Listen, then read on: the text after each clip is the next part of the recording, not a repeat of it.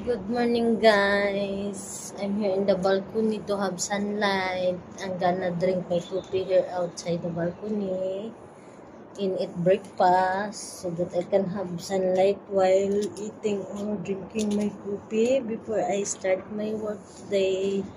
Happy weekend. It's in February already. Tomorrow is March 1. I think tomorrow is the start of Ramadan. When I see the sun, that's out already. There, it's the sun. See, the sun is already coming up.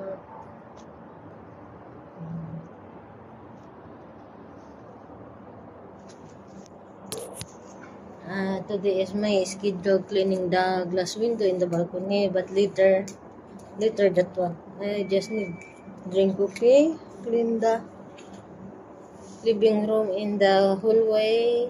When my alaga wake up, we need to review because she has exam today in school. She won't be able to review last night because she is already very sleepy. Happy weekend, guys. I hope I can have my salary because I need to pay something.